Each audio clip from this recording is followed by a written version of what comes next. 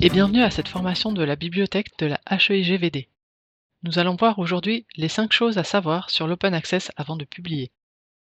Cette formation est disponible au téléchargement en format PDF sur notre site web, le lien est dans la description. Commençons par rappeler la définition de l'Open Access selon l'initiative de Budapest de 2002. L'idée centrale est simple. La recherche financée publiquement devrait être accessible gratuitement à toutes et tous. Cette initiative historique définit l'accès libre comme la mise à disposition gratuite des publications scientifiques sur Internet, permettant à chacun de les lire, télécharger et partager sans barrière financière. L'objectif est de garantir aux auteurs le contrôle sur l'intégrité de leurs travaux, tout en maximisant leur diffusion. Mais pourquoi choisir de publier en Open Access? Les avantages sont multiples. D'abord, vous augmentez considérablement l'accessibilité de vos recherches, plus de barrières financières pour vos lectrices et lecteurs. Ensuite, la pérennité. Vos travaux seront conservés et accessibles durablement. La gratuité pour les lecteurs et lectrices favorise une diffusion plus large. Enfin, l'Open Access permet une utilisation et réutilisation optimisée de vos contenus tout en respectant le droit d'auteur. L'Open Access n'est pas uniforme. Il existe plusieurs voies pour y parvenir. Nous allons maintenant examiner les 4 principales modalités de publication en accès libre, chacune avec ses spécificités et ses implications pour les chercheuses et chercheurs. La voie verte, ou Green Open Access, suit le processus traditionnel de publication. Vous soumettez votre manuscrit à une revue sur abonnement, il passe par l'évaluation par les pairs, puis est publié dans la revue payante. Parallèlement, vous déposez une version de votre article, en général le post-print accepté, dans un dépôt institutionnel comme Harrod. Attention toutefois, il peut y avoir une période d'embargo avant que votre version ne devienne accessible gratuitement. La voie dorée représente une approche différente. Ici, vous publiez directement dans une revue Open Access. Il suit le même processus que dans l'édition traditionnelle, mais cette voie implique généralement le paiement de frais de publication, appelés APC pour Article Processing Charges, au moment de la mise en page. Ces frais varient considérablement selon les éditeurs et les revues comme nous le verrons plus tard. L'article sera ensuite publié et accessible immédiatement sans restriction aucune. On parle d'Open Access immédiat. La voie d'amont est la plus avantageuse pour les auteurs. Le processus de publication se fait dans une revue généralement à but non lucratif et financée par des institutions académiques, sociétés savantes ou financement public. Il s'agit d'une revue Open Access dans laquelle les frais de publication sont pris en charge par la maison d'édition. C'est la solution idéale quand elle existe dans votre domaine. Si on reprend le schéma traditionnel de la publication, certains éditeurs proposent de payer des APC avant ou après que l'article ait été publié pour que l'article soit disponible en Open Access.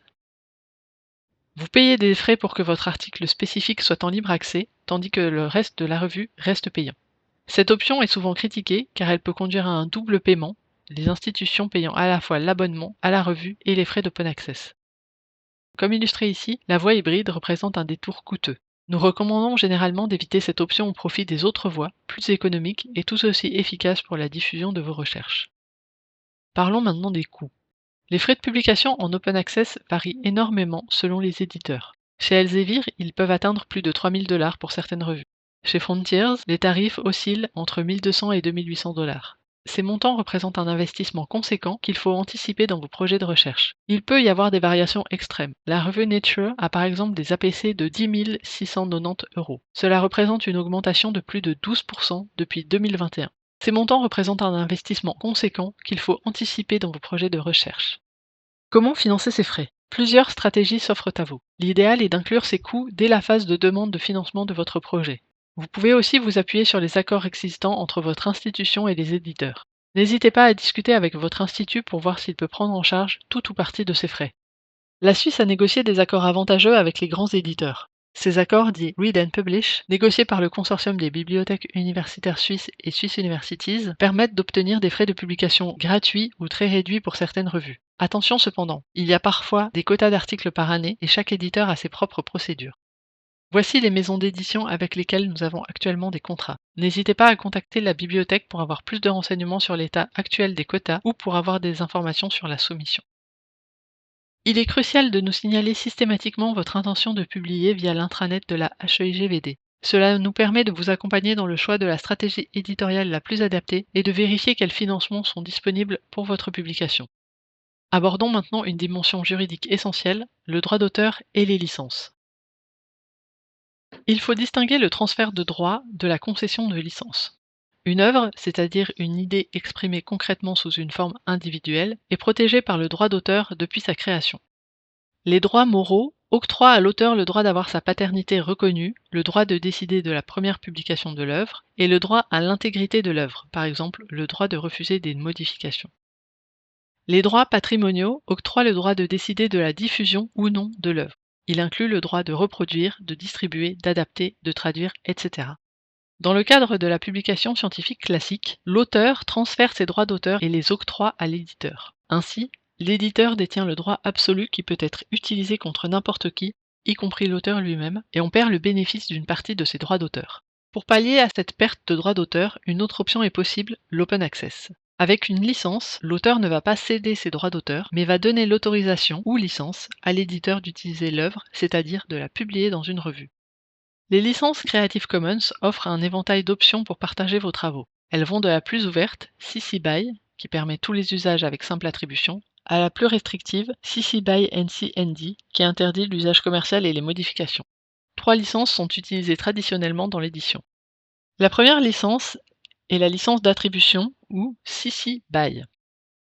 Doha Stadium Plus a photographié un tennisman célèbre. Je peux tout à fait utiliser une reproduction de cette photo pour la mettre sur un t-shirt, faire parler mon talent créatif en lui ajoutant des décorations. Je peux ensuite vendre cette nouvelle création à condition de mentionner que Doha Stadium Plus est l'auteur de l'œuvre originale. La deuxième licence est la licence d'attribution sans utilisation commerciale, ou CC BY NC, NC pour Non-Commercial. Je peux à nouveau utiliser une reproduction de cette photographie modifiée à ma sauce pour la mettre sur un t-shirt. Je ne pourrai par contre pas vendre cette œuvre, mais je devrais toujours mentionner que Doha Stadium Plus est l'auteur de l'œuvre originale. La troisième est la licence d'attribution sans utilisation commerciale sans modification, ou CC BY NC ND, ND pour non-dérivative. Je peux utiliser la photographie, mais sans la modifier et sans pouvoir gagner de l'argent. Et je devrais toujours mentionner que Doha Stadium Plus est l'auteur de l'œuvre originale et indiquer le type de licence utilisée. Cette dernière option est la plus restrictive, il faut bien faire attention, car elle n'autorise par exemple pas les traductions. Notre institution, la HEIGVD, a adopté une politique Open Science. J'invite la communauté HEIGVD à en prendre connaissance. Cette politique et son guide d'application vous donneront des recommandations sur l'open access et la publication scientifique. Les organismes de financement ont leurs propres exigences. Beaucoup exigent désormais une publication en open access stricte, excluant les options hybrides. Certains acceptent de financer les frais de publication même après la fin du projet. Il est essentiel de vérifier ces exigences dès la soumission de votre demande de financement. Pour la voie verte, les périodes d'embargo varient généralement entre 6 et 12 mois selon les bailleurs de fonds. Certains organismes exigent que vous déposiez votre version en même temps que la publication dans la revue payante. Les éditeurs ont aussi leur propre politique d'embargo qui souvent ne respectent pas les demandes de bailleurs de fonds. IEEE impose généralement 24 mois d'embargo.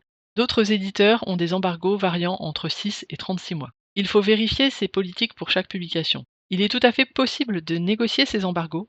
N'hésitez pas à nous contacter si vous avez besoin d'aide. Afin d'exploiter ce modèle auteur-payeur, des journaux et éditeurs dits prédateurs ont vu le jour. Ces maisons d'édition traquent les auteurs afin de les appâter pour qu'ils publient chez eux alors qu'ils n'ont aucune crédibilité scientifique. Seul l'argent les intéresse. Ces publications privilégient leur profit au détriment de la qualité scientifique. Elles se caractérisent par des informations trompeuses, des pratiques éditoriales défaillantes, un manque de transparence et des sollicitations agressives. Publier dans ces revues nuit autant à votre réputation qu'à celle de la communauté scientifique, de votre institution, de votre équipe et de vos partenaires co-signataires en étant associé au travers de la revue à de fréquentes affaires de mauvaise conduite par exemple. On risque de publier un article de mauvaise qualité ou mal vérifié par les pairs. Cela pourrait aussi cacher une mauvaise conduite de recherche, plagiat, fabrication de résultats, etc. Cela peut enfin laisser croire qu'on cherche à publier le plus possible d'articles dans le but d'étoffer un curriculum vitae. Il est crucial de bien évaluer la qualité des revues avant de soumettre. Il y a plusieurs moyens d'identifier de telles revues. Les moyens de communication, par exemple des courriers de type spam, des adresses non professionnelles, beaucoup de fautes, des sites manquant de professionnalisme. Le comité éditorial peut être inexistant ou très petit, ou à l'inverse pléthorique avec des informations de contact manquantes ou insuffisantes. Il pourrait ne pas y avoir d'informations sur le processus éditorial ou sur la manière dont se déroule le peer review. Il n'existe malheureusement pas de liste exhaustive de ces éditeurs prédateurs, méfiance donc. Pour vous aider à les éviter, le guide de la bibliothèque Évaluer une revue vous renseigne sur les points d'attention à avoir. La bibliothèque de l'Université de Liège a développé un test pour vous aider à poser votre propre diagnostic critérié afin d'évaluer le degré d'authenticité de revues dites en open access qu'on passe to publish. Pour approfondir cette question complexe, je vous recommande cette excellente table ronde des journées Open Science 2023 qui traite des controverses dans l'édition scientifique. Une fois publié, comment augmenter la visibilité de vos travaux?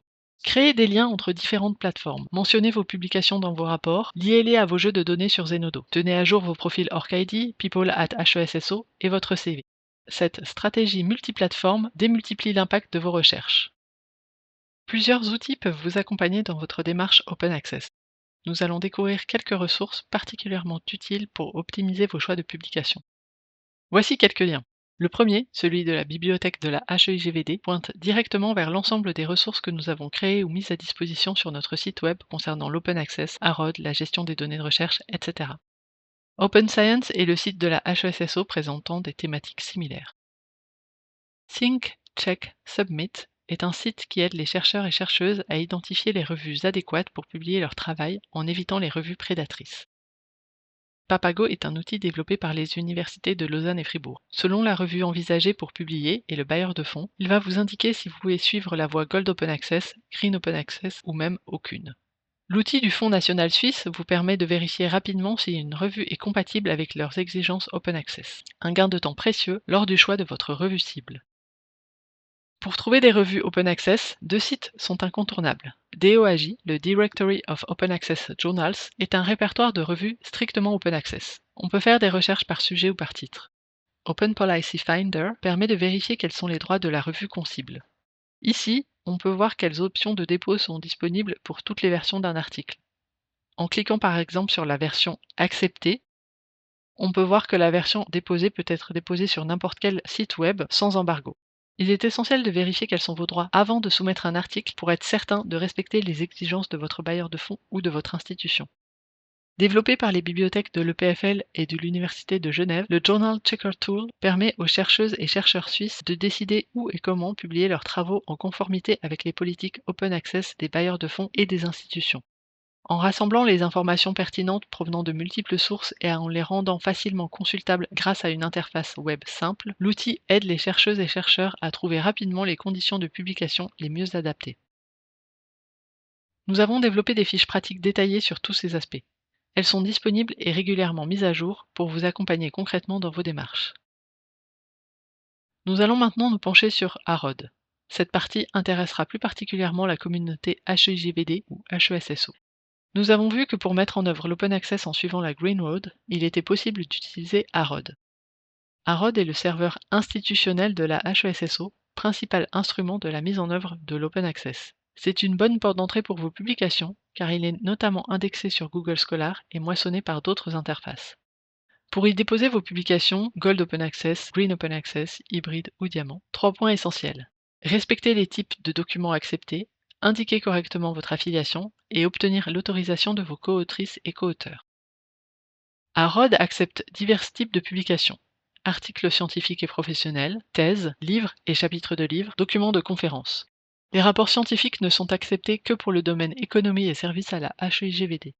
Concernant les documents de conférences, on peut seulement déposer full papers ou short papers, mais pas les posters. AROD est un outil accessible à toutes et tous, où les références sont visibles par tout le monde, mais pas les documents. Les collaboratrices et collaborateurs de la HESSO peuvent accéder via leur login aux publications non diffusées, mais uniquement à des fins de gestion et d'archivage. Ils ne peuvent pas les diffuser. Ce sont les bibliothécaires en charge de la saisie sur AROD qui vont déterminer l'accès en fonction du contrat passé avec la revue. Les publications devront avoir une affiliation correcte, sinon elles ne seront pas acceptées. Vous voyez ici un exemple de ce qu'il convient de faire. Vous pourrez trouver la directive en son entier ainsi qu'un résumé en cliquant sur les 2 images ci-dessous. Les publications sont saisies par des bibliothécaires de la HESSO. Pour cela, vous devez envoyer à votre répondance ou répondant les références de votre publication, l'article au format PDF, idéalement dans sa version post-print, mais au minimum la version publiée, et si vous l'avez, le contrat signé avec l'éditeur. Il est important de distinguer le post-print, votre version acceptée après révision, de la version finale publiée par l'éditeur. Le postprint est généralement autorisé pour le dépôt en open access, contrairement à la version éditeur souvent protégée. Vous voyez ici un exemple de postprint ou Author Accepted Manuscript à gauche de l'écran et l'article final tel que publié par l'éditeur sur la droite. Attention, lorsqu'on parle d'AROD, les chercheuses et chercheurs ont tendance à penser que c'est inutile puisqu'ils déposent leurs articles sur ResearchGate. Mais Academia ou ResearchGate sont des réseaux sociaux académiques et en général, il n'est pas autorisé d'y déposer ses publications en PDF. Pour résumer les points essentiels, avant tout, planifiez.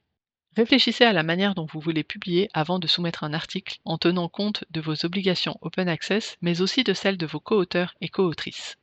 Utilisez AROD pour maximiser votre visibilité. Anticipez la prise en charge des frais de publication pour la soumission en Gold Open Access. Si possible, évitez l'hybride, qui est malheureusement un gouffre financier pour nos institutions. Et surtout, n'hésitez pas à nous demander de l'aide si nécessaire. Il n'est pas toujours aisé de trouver son chemin à travers les méandres de la publication.